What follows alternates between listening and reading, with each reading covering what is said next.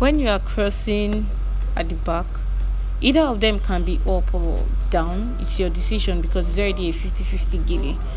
So what you should do is make sure that the one that is down is what you are using to form your multiple pleats up. Why you should hold the one up, you should hold it at the side of your neck. Use your neck or your ear to hold it. Yes, both of them work hand in hand.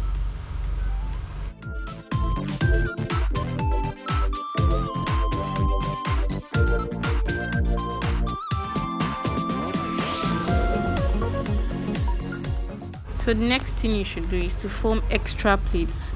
You can decide to form 3, 4, or 5. I formed 5 here. It's your decision.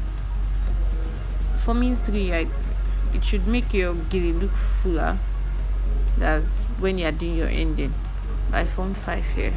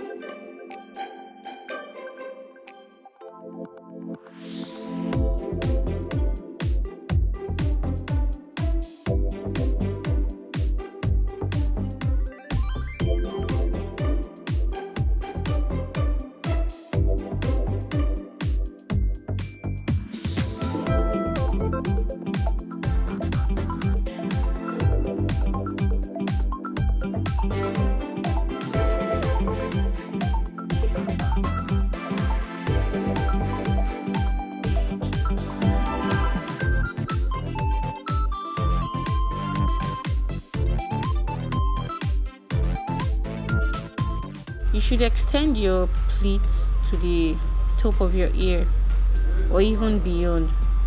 But make sure you extend it to the top of your ear. Yes.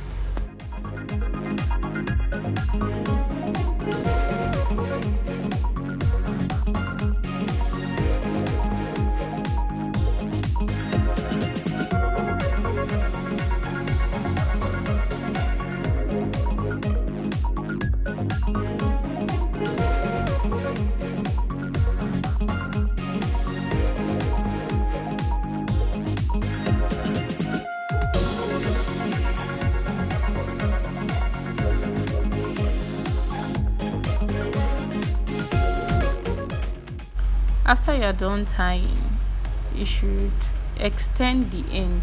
Yes, this end I'm dragging now. You should bring it out so you'll be able to form your pleats.